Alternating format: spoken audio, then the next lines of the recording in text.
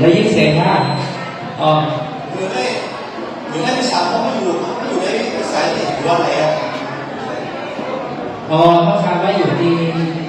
ในสายได้อยู่ที่วัดป่ายางเนาะป่ายางทั้งแปดครับ我们我看那个我看那个就看ถึง那个嗰邊我อยู่บ้านที่สองแต่แค่ถามว่า300เป็นชื่อนะเป็นบ้านชื่อถ้าเขาตั้งเรื่องเขาเลยเป็นพวกหน้าภาษาถ้าเขาเป็นพวกหน้าภาษาแล้วตั้งโอ้ภาษาบ้านนะแก้วยังเป็นภาษาหนาตั้งเป็นภาษาบ้านอ๋อเป็นภาษาบ้านเลยโอ้แต่ผู้ว่า300เป็นเจ้าสาวนะแต่ผู้ว่าแค่อย่างไรนี่สังเกตได้ใจการได้ใจเลยอุ่น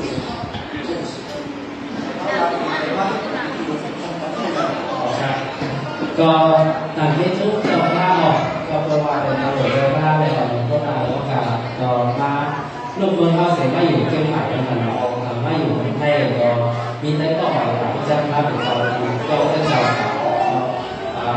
มี10 ปีไปครับ10 ปีไปมีอะไรก็จะบอกเราก็ว่าเป็นช่วงที่เขาเฮ็ดปอยคริสต์มาสต่อแล้วก็แต่ก็บรรจุป่าที่จอมราชบุตรเราเลยเขาก็ได้รับในรองเจ้าพระเจ้าหน้าเราเริ่มใหม่ๆก็ขอบใจครับก็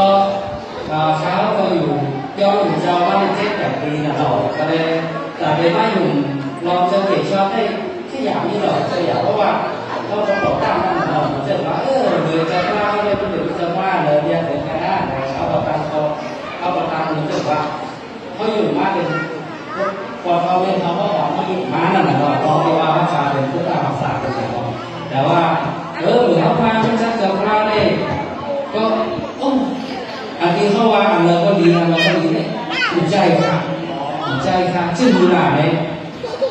ถ้าอันสอนดีได้กูเดินกูภาษาก็สอนดีได้ครับแต่ว่าเป็นเจ้าเก่งชอนว่านั้นมันมีเจ้าเดียวเลยครับเป็นเจ้าเยซูเจ้าเก่งชอนเยี่ยมทางหลังเนี่ยเจ้าพระสอนดีตาอ่อนดีเจ้าแก้กรรมดีเฮ็ดดีแต่ว่าเขาเฮ็ดแต่ได้เฮ็ดมันเกินหรือมันถึงจะโตแต่ได้เฮ็ดกรรมหรือเฮ็ดมีเงินมีเงินจากเจ๊วันศิลป์วันหลังเขาก็กว่าเจ้ากับวัดก่อลงแต่ถามด้วยภูมิบุญพันภูมิเดี๋ยวเจ้าเสียเขาต้องตลาดเนี่ยเขาถามว่าถ้าตั้งนี้เนี่ยเขาเดี๋ยวเฮ็ดมันเกินหรือไงเดี๋ยวเฮ็ดมันเกินหรือมันถึงจะโตเขาขาดอะไรบุญโตเสียทั้งที่นักเรียนเขาเนี่ย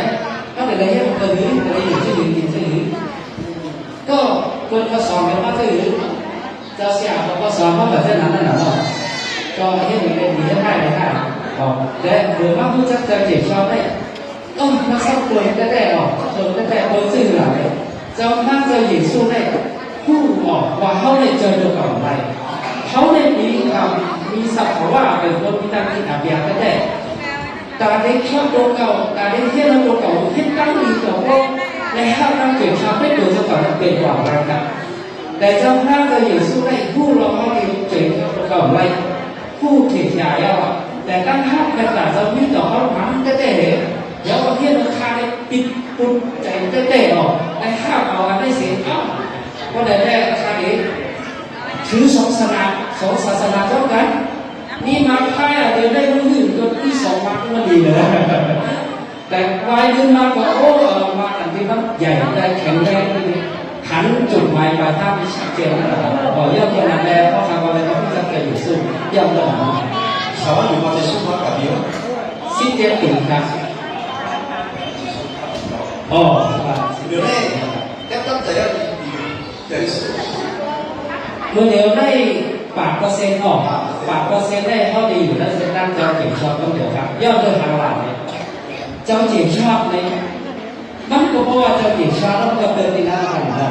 เขาสมัยก่อนตั้งต่างที่ที่ตลาดเขาติดก่อนตั้งก่อนที่สำคัญเขาก่อนตั้งที่ผ่านในเรื่องจิตใจพวกกันเดี๋ยวก็โจมค่ะเขาแค่ตอบยาวนี่นะ